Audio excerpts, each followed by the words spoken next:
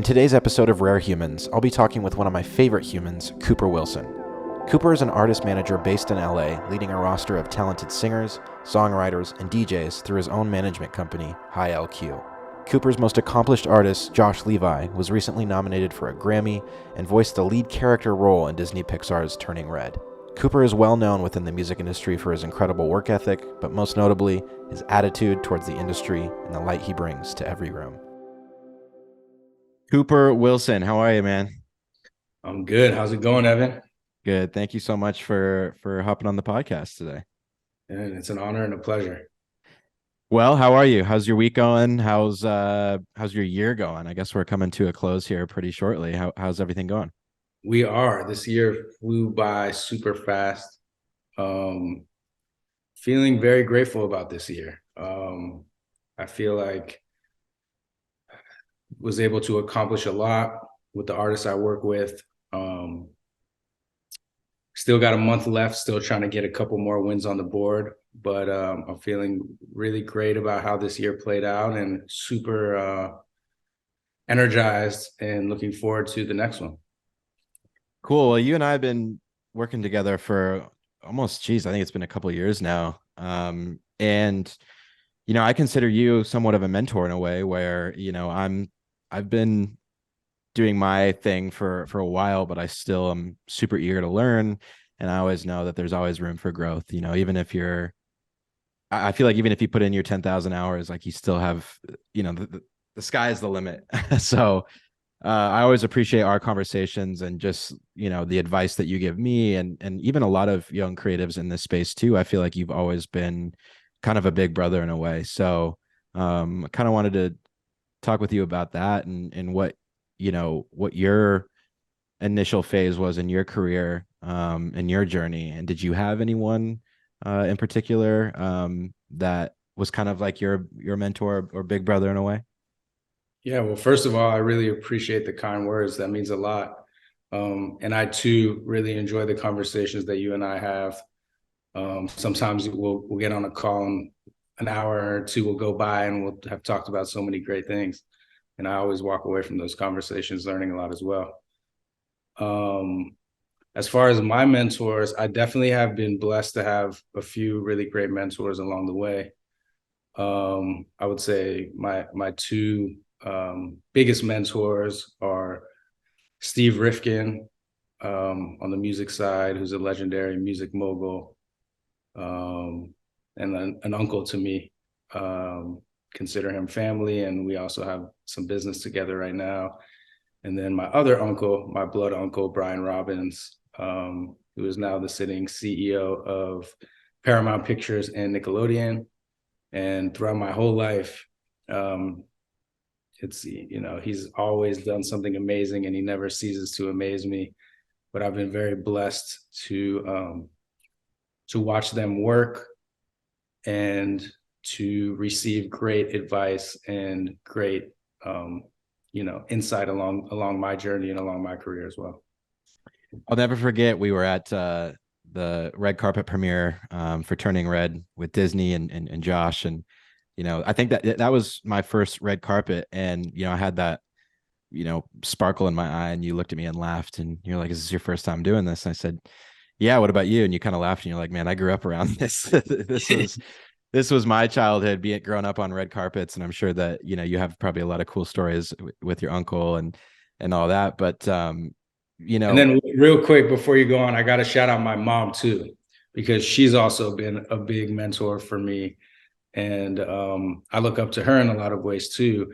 She's a casting director in film and TV, but she actually started off as a manager. So she ran a management company out of our house growing up. And I got to watch her move and shake and work. And, she's an industry veteran for going on 30, 40 years. And she's also somebody that I definitely am inspired by.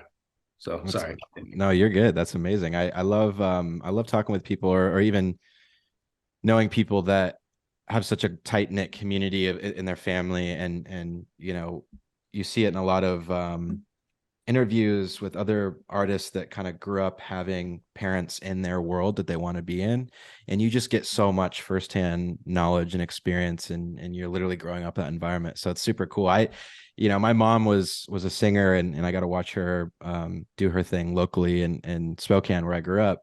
But when I moved out to LA, I knew like no one at all, and it was almost like a blank canvas. And so I feel like for you growing up in that environment, like you skipped you're fortunate enough to skip that phase of like, what is this world? You're like, I've been known this world. So Yeah. that's amazing. That's a blessing right there in itself. What are some of your, first memories that you have, or just that initial time in your life where you're like, man, I want to be in the entertainment industry, or I want to be, because you're now a music manager.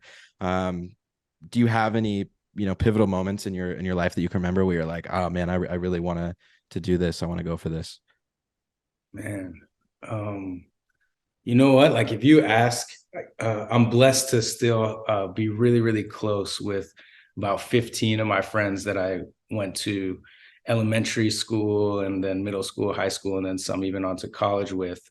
And if you were to ask them, they would attest to the fact that I've always kind of known the path that I wanted to take. And I've taken a few different detour routes along the way, but ultimately, and by the way, the story is still very early. I feel like for me, I feel like I still have a lot more to do and accomplish, and a lot more goals to check off, but kind of always knew since I was fairly young. Um, it's kind of what I knew. It's what I saw. And I remember um, I remember being, I don't know what it was. It must have been like 8, 9, or 10 in that range. And at the time, my uncle had created the show All That, and I would take my class to the live tapings because they used to do live tapings on Friday night of the show. And I just remember, how excited all the kids were, and I remember having my little lanyard VIP and like walking around and going backstage, and I just like loved the feeling of the just being a part of the show. Um, and it was just so exciting. And I think my love for it maybe started then. Right. Amazing. It's cool to look back, because you never really probably think about that a lot, until you really think about it. And Totally. I've had people, reach out to me or say, hey, how did you get your start, or how do you, and I have to sit there and be like, huh, that is a good question. Like, Yeah. because it all, I mean, this as well, but it all just flows together, right?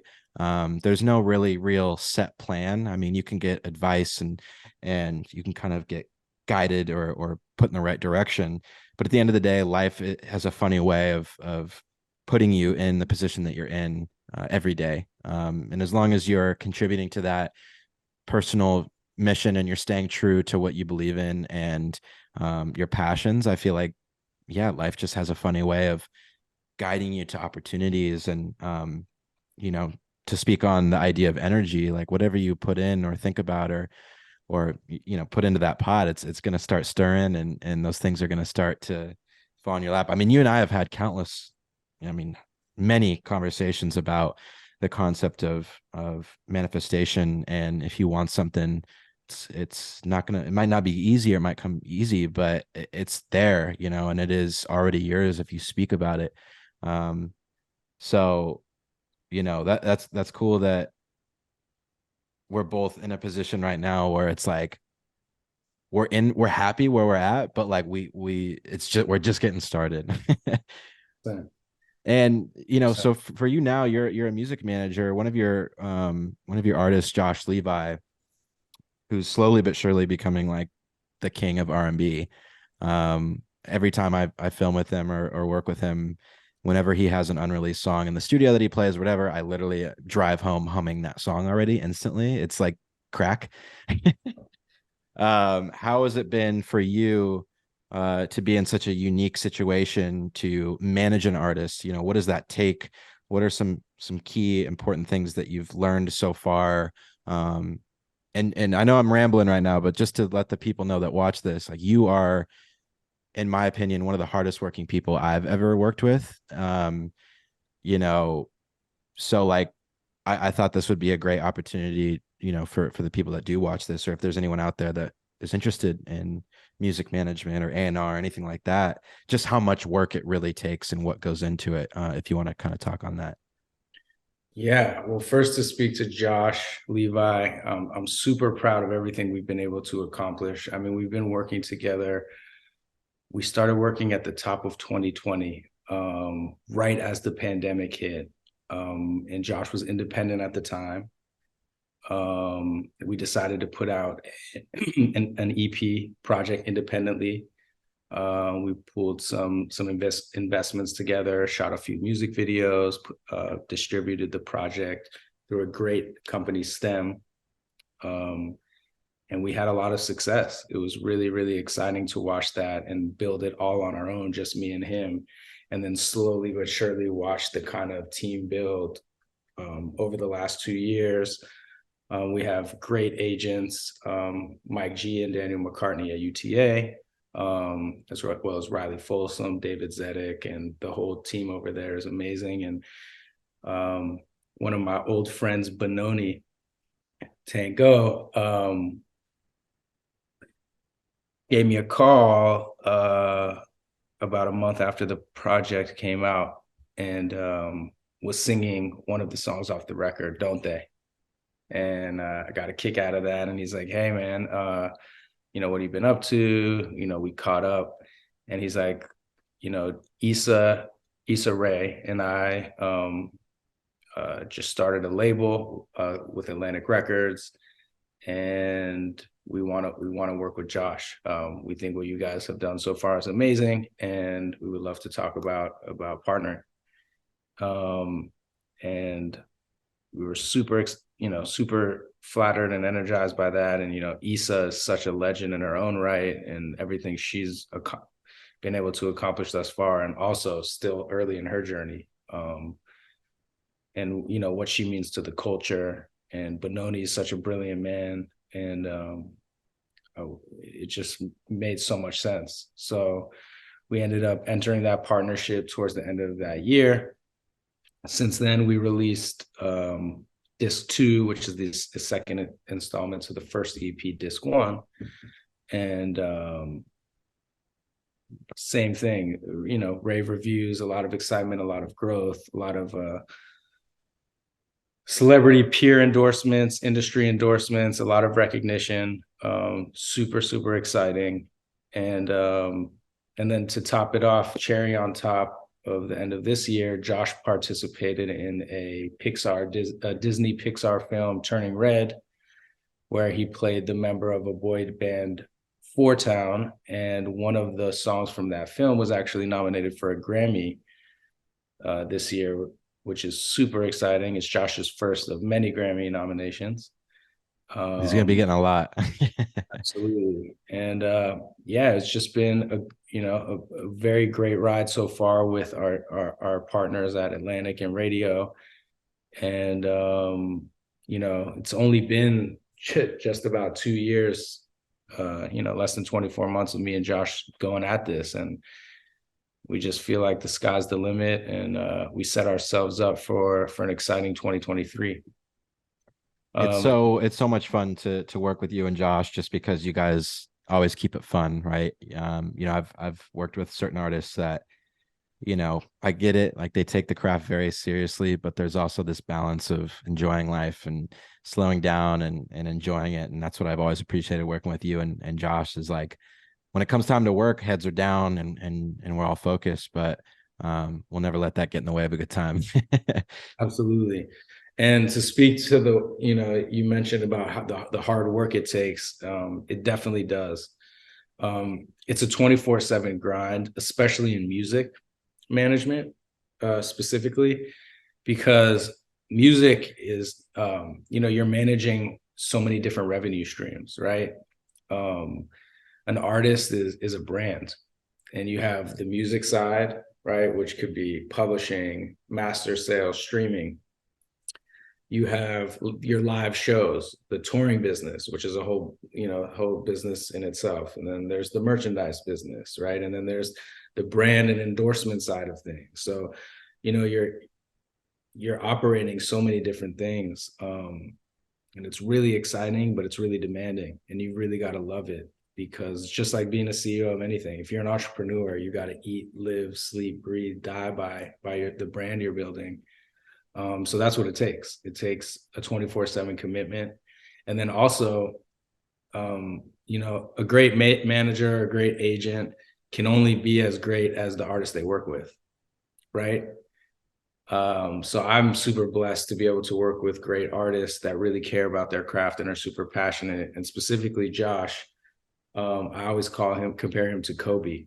And we actually started working together around the time that Kobe passed away. And I'm from Los Angeles, LA native, diehard Laker fan, diehard Kobe fan. And I feel like Josh um, resembles a lot of my favorite qualities about Kobe, which I also try to embody. And I think that that's why we work so well together and we've had so much success, so quickly, is that we both share that same competitive edge, attention to detail, competing ultimately with yourself to be the best version of yourself.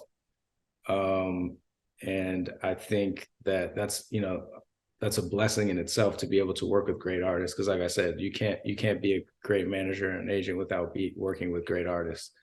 So, yeah, I'm just super grateful. And, and, I and feel like when you're talking about Josh too, in the music industry and entertainment industry and just LA in general, there's a lot of potential for distractions, especially for artists, right? Especially in the day and age of social media and when you eliminate those distractions, when you eliminate the fluff or the ego and all that, you really just have to meet yourself in that space to perform and to get better and to grow, and you can't do that while you're distracted. And I think that's a quality that you guys both share too, where at the end of the day, like, there's work that needs to be done, there's improvements that need to be made. I'll never forget, like, since you brought up Kobe, one of my favorite interviews is, I forget what year it was, but they were in the finals, and they were on their final game to win the NBA finals, and the interviewer said, or the journalist said, Kobe, how does it feel to, you're one game away from winning the NBA finals? And he had this dead serious look on his face, and he goes, the work's not finished yet. He's like, we might be up, 3-1 or whatever it was, whatever the series is at. But he's like, but the work's not done yet. And whenever I'm with you or Josh, it's kind of that same attitude where, you have these big wins.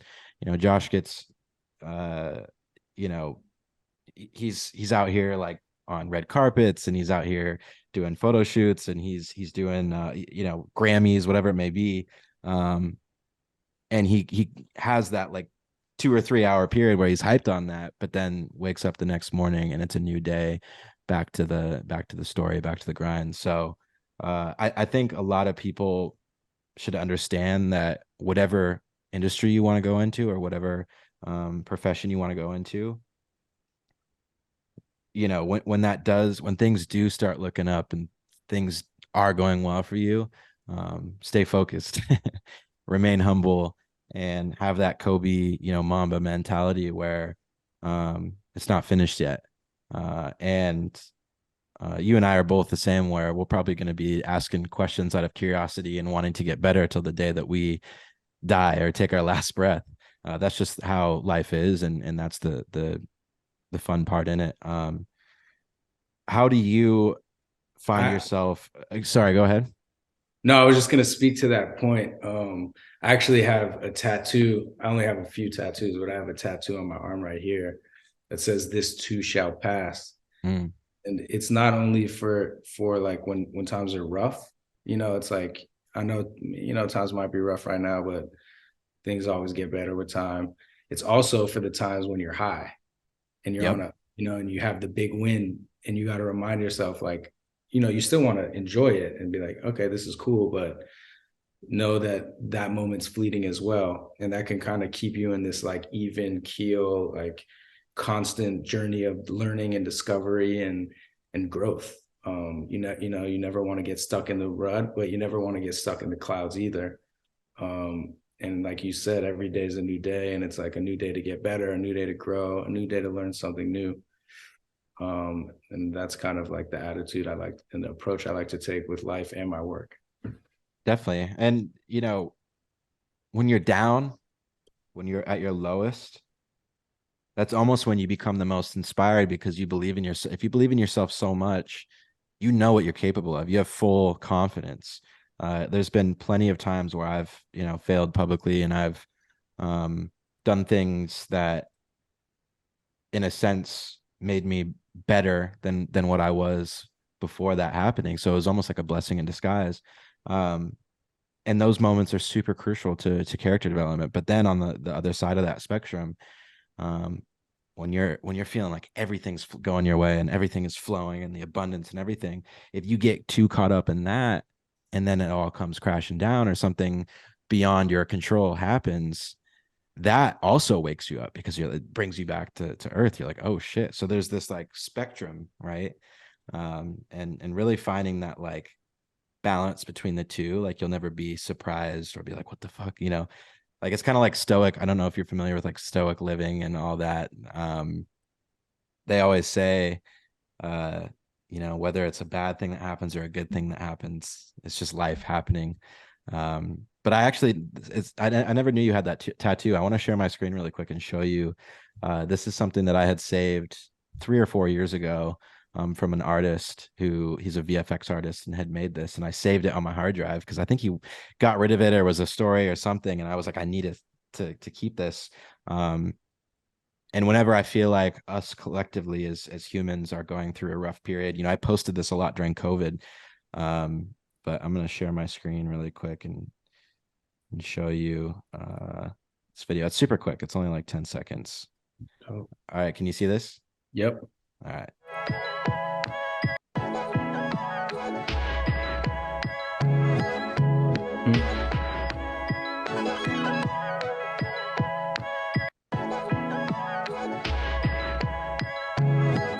It's an absolute fact. Yeah. So I always, let me stop sharing. I always go back to that video because it's almost like inspiring in a way too.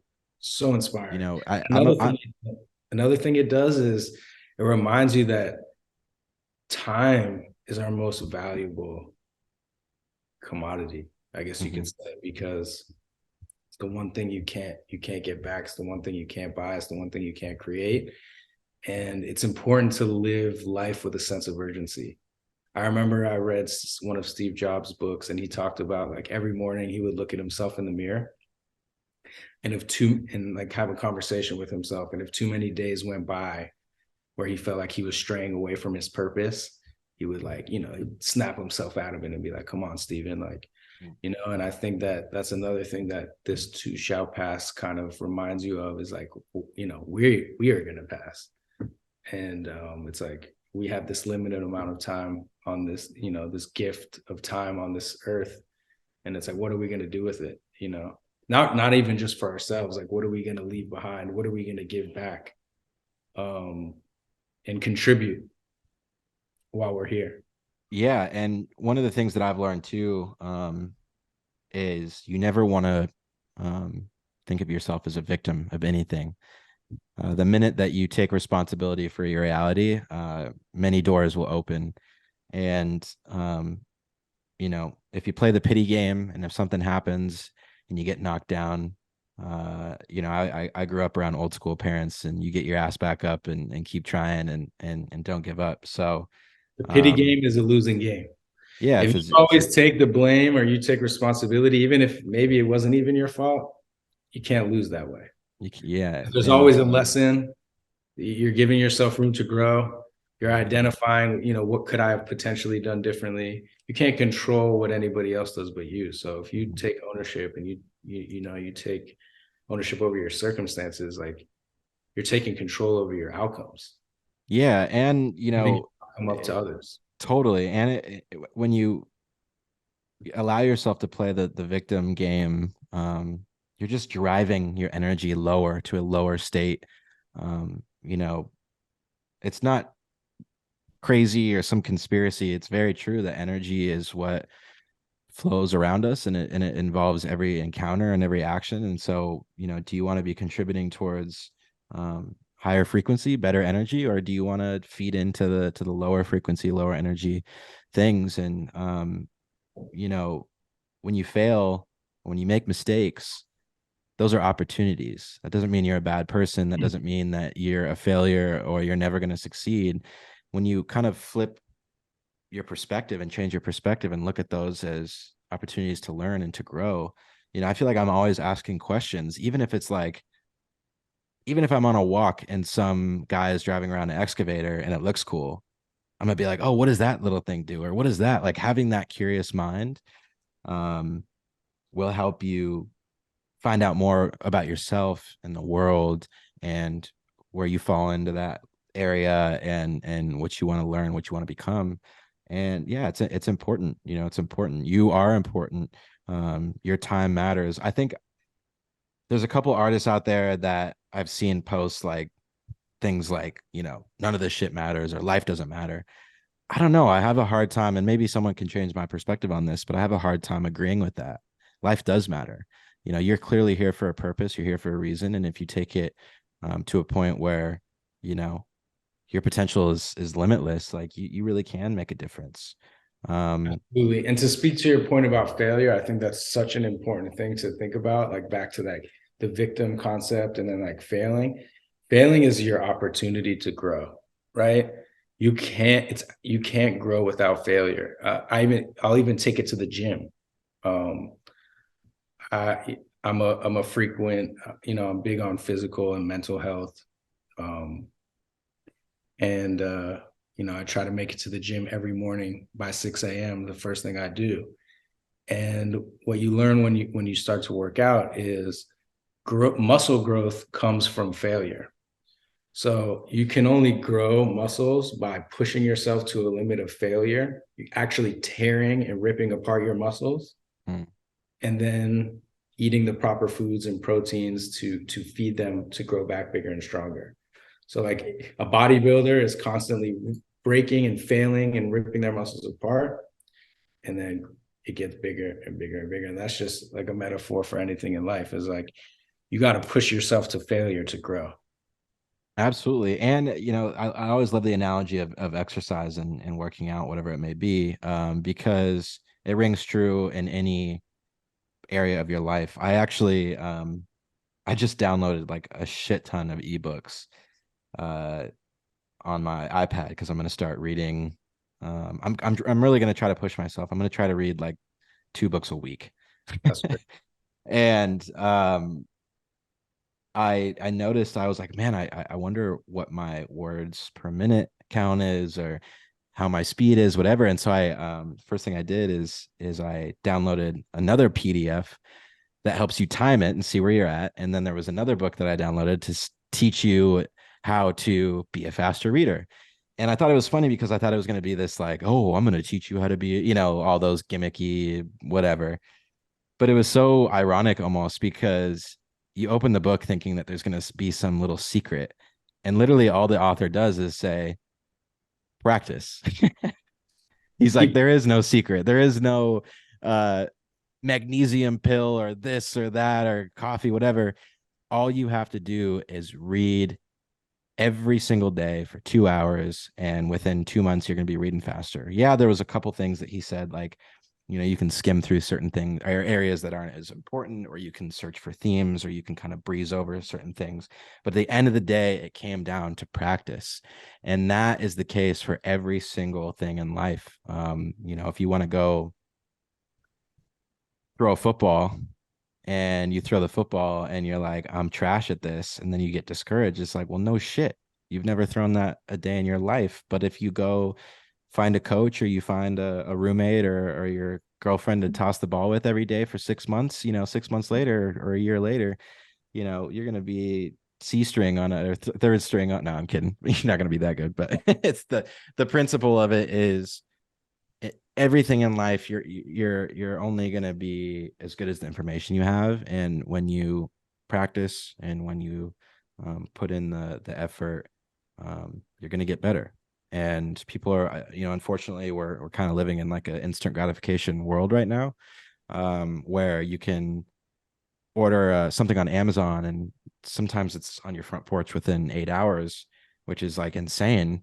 But the human mind doesn't work like that. You can take, steroids to get muscles, or you can do all these cheat codes, whatever. But to truly, authentically get better at anything in life, it comes down to practice.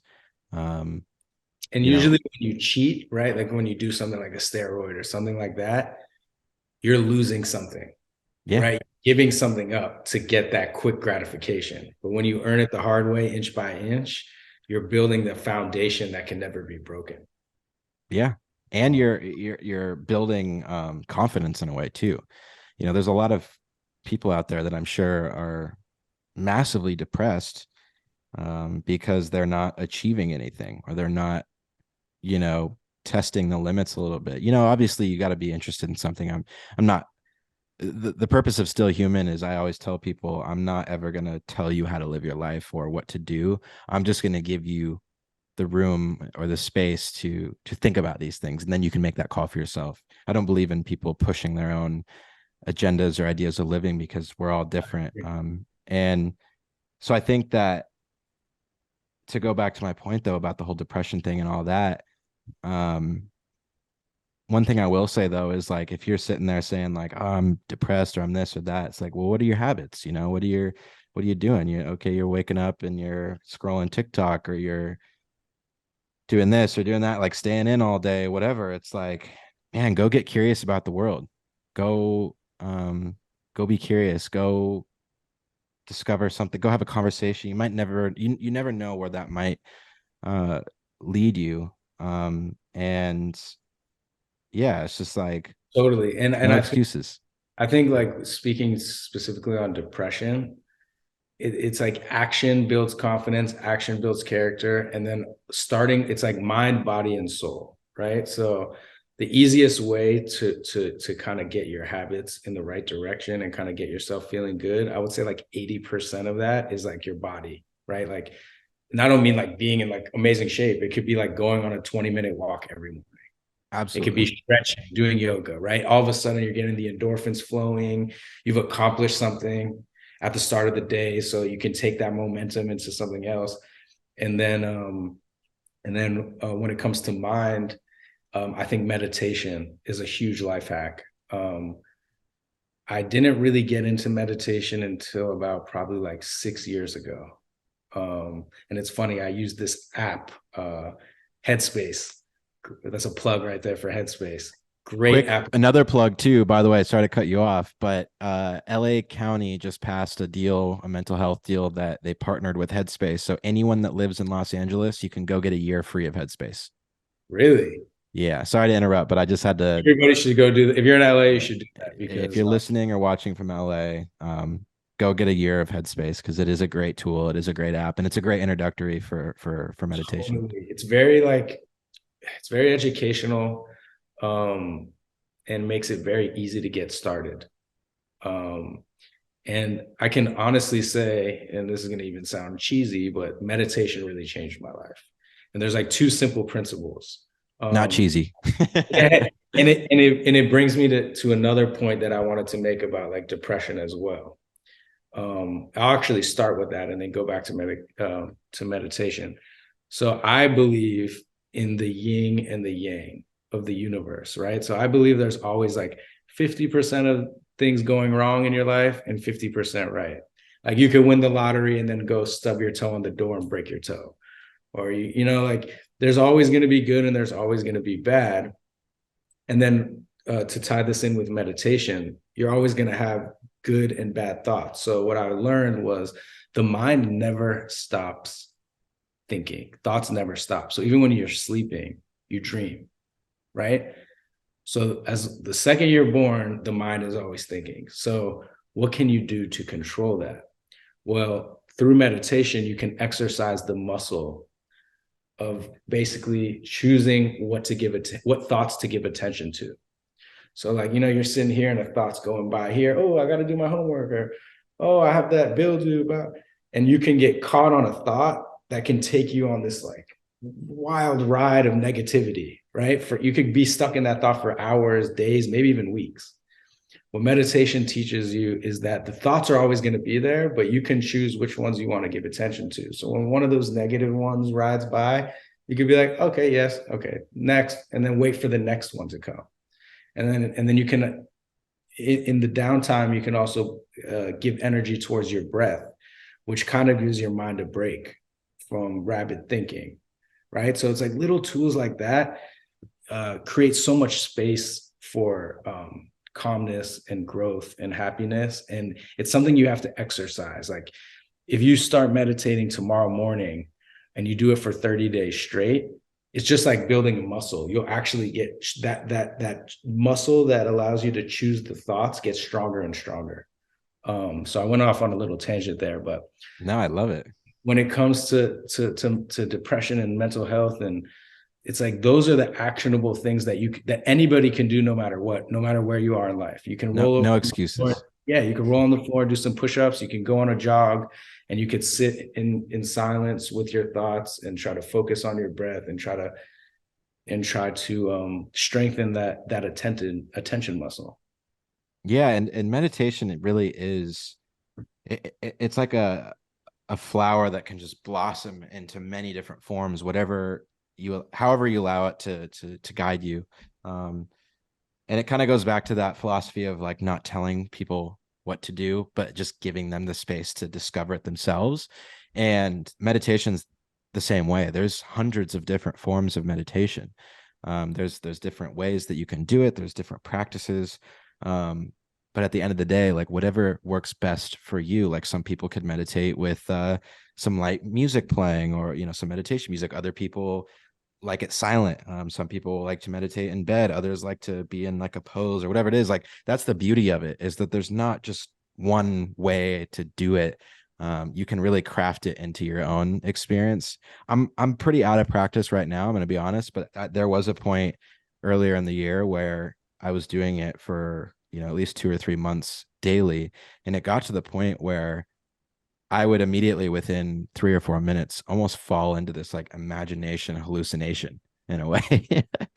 Totally. um, because the practice became such a big part of my routine and ritual that when I was in that state, I almost like, yeah, it was just like they use that term abundance a lot. But you really do get into a state of flow and abundance through meditation if you practice. And it's like you said, it's no different than going to the gym. And the first few weeks are gonna fucking suck, man. My girlfriend, she really became interested with practicing meditation, and I warned her, I was like, hey, these first few weeks are going to be a little uncomfortable. It's going to be weird. You're going to think it's dumb. Your brain is going to be like, I don't have time for this. And she goes, okay. And then within a week, she was loving it and doing it on her own. And she was like, you know what? Yeah, you're right. It was a little weird at first, but now I'm kind of getting into a rhythm. And it's like, perfect. There you go. Now you have a new tool in your toolbox that you can go to. And yeah, man, that's the beauty of our world and humans is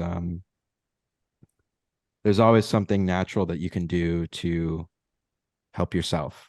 Living in a capitalistic society, it has its pros, but I would say the cons is someone is always trying to sell you something, right? Whether it's pharmaceuticals or the next hack or this or that, but what it all comes down to is water, oxygen, silence, stillness. Like these are the basic fundamentals of our biological makeup, and you don't need anything else than yourself, man. So It's yeah. funny that you said like that is like a common thing with meditation. Like, oh, I don't have time for this. Like, you don't got 5 minutes. Like, Yeah. how much time are you scrolling on TikTok? Like, Yeah, how you much just time you just are you scroll tick you just doom scrolled for like spending 30 minutes and you on- sent 5 DMs. Yeah, Yeah, yeah, it's entertainment, but it's like the casino. It's like dopamine. a You know, hundred. your brain is very it's very evolved and developed, but there are certain things that are very childlike that don't develop properly, in the sense of like dopamine. For example, these little dopamine hits, your brain is always going to go towards what feels comfortable. And that's just something that we got to live with and fight against. Because if you were to allow yourself to keep indulging into these dopamine hits, I mean, look at how downhill someone can go, whether it's alcohol addiction, drug addiction, gambling addiction. All these addictions stem from the fact that our brain is just naturally, some are a little bit more sensitive than others, addictive personalities, but the reality is our brains are always going to go back to what feels good. Yeah. um I so think if you the universe is designed like that. It's such a perfect design because but we have false dopamine now because we've created all these artificial ways to get dopamine. But if you think about it at its core, it's like the brain's like, "Ooh, do more of this. This is good," and it will usually lead you to the right path, right? But because we have all this new artificial stuff, is sometimes you could get tricked, or you could get a false sense of dopamine, and that's where you can get into trouble. Um, Totally.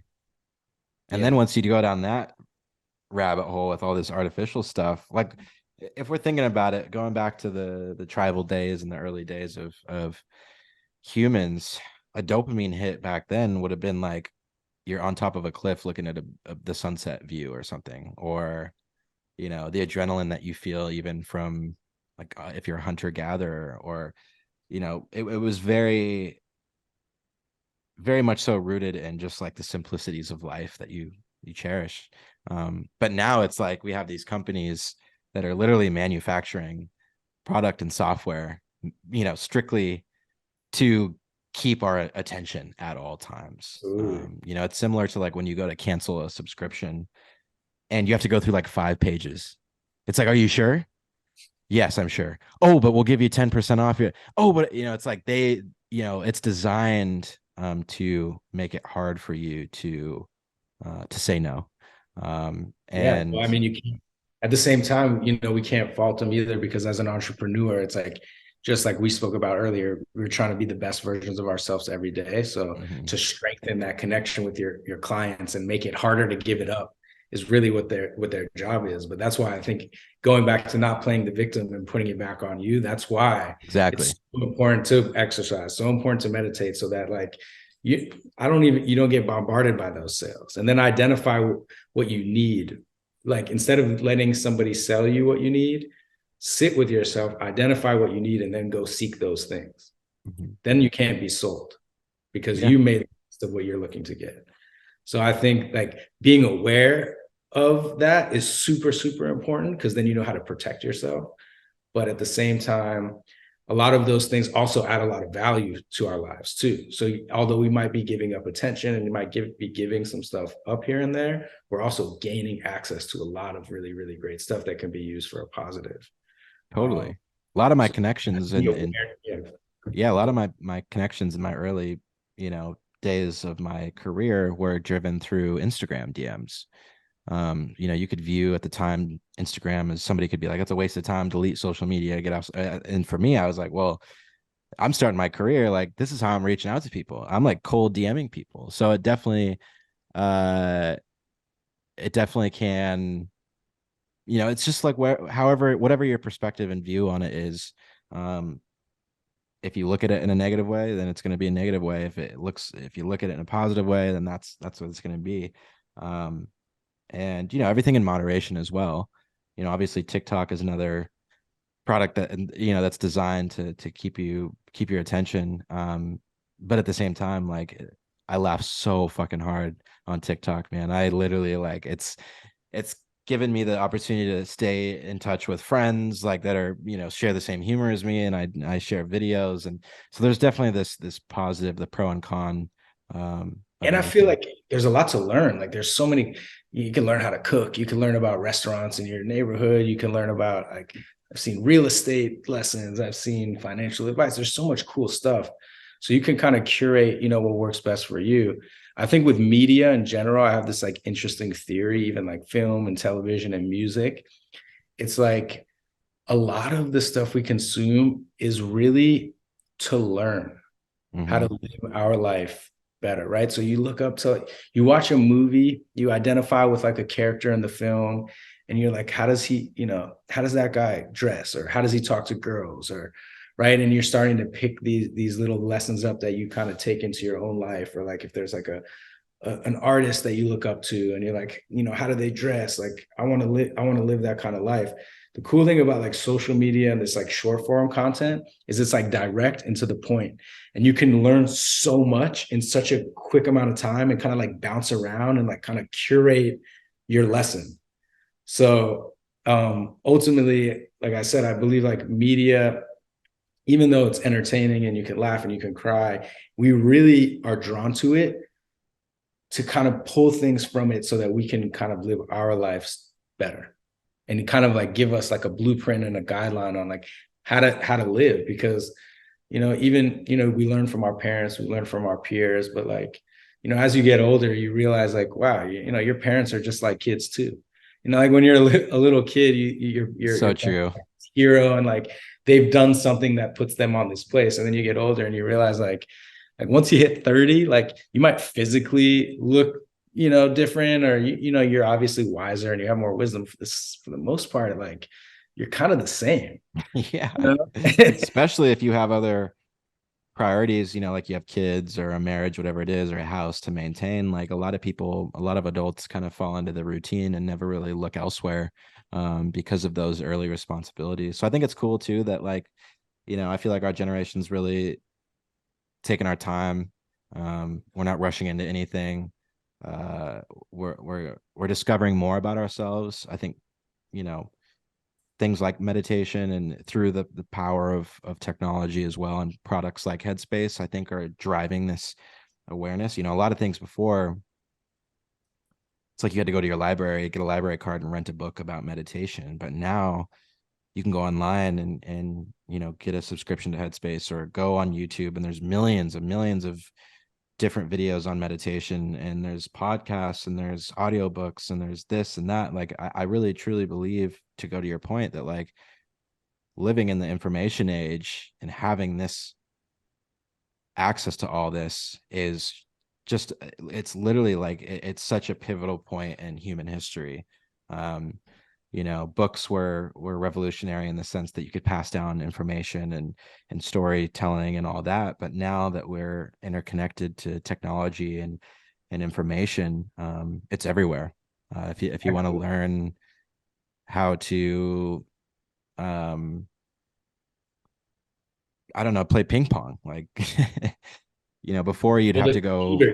You can learn how to build a house on YouTube. You know what I Yeah, mean? you Like can build up a PC through like a 15-minute YouTube video. exactly. So it is incredible. Well, what are some things that you're looking forward to in the new year? I know we're kind of approaching the end of 2022. What are some things that you're looking forward to most in 2023? Looking forward to continuing to build with my artists, with my partners. Looking to venture back a little more into the film and TV space. Something that I've always been passionate about. Um, and just continue to grow and learn and work with more creatives. And David Geffen um, said something brilliant that I really connected with at his acceptance speech into the Rock and Roll Hall of Fame. He's probably one of the most iconic, legendary, like music managers, producers, executives.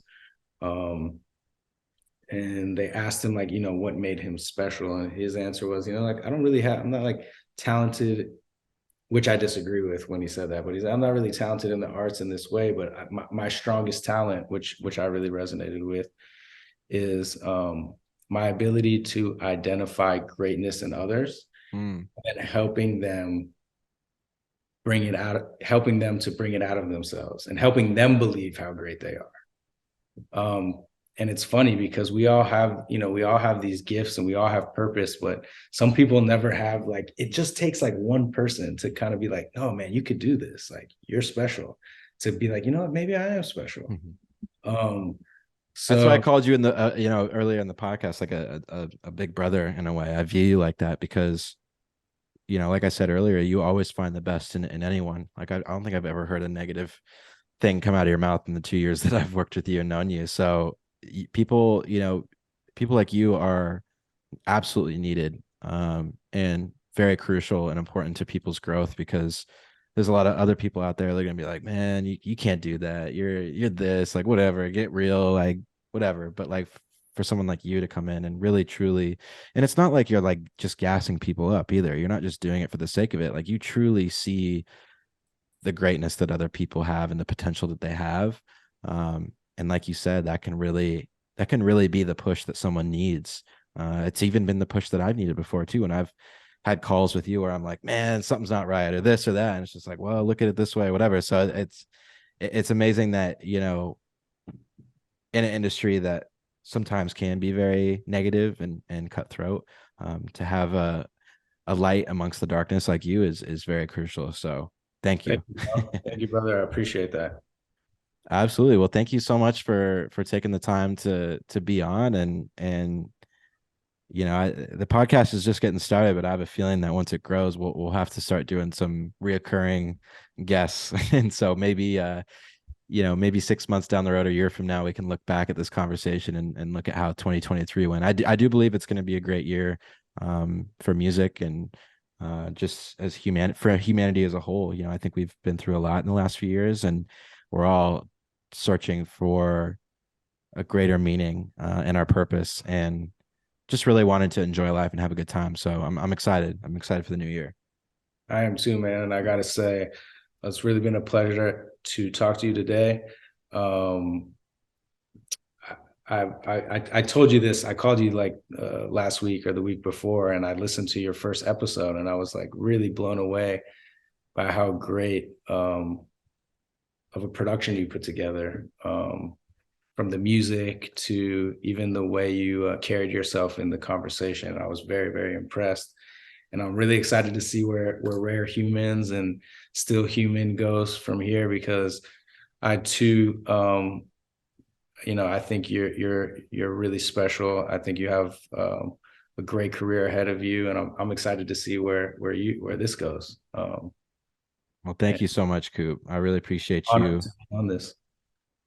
Thank you so much. It means a lot. I'm stoked to just like talk with people, and get to know people more. And I think there's a lot of great people out there behind the scenes that are making big moves, but don't really see, a lot of the shine. So I'm hoping that this podcast can, connect some people and get inspired too. So I really appreciate you. Thank you so much, Coop. No, man. Thank you, Evan. Have a good one. All right, later.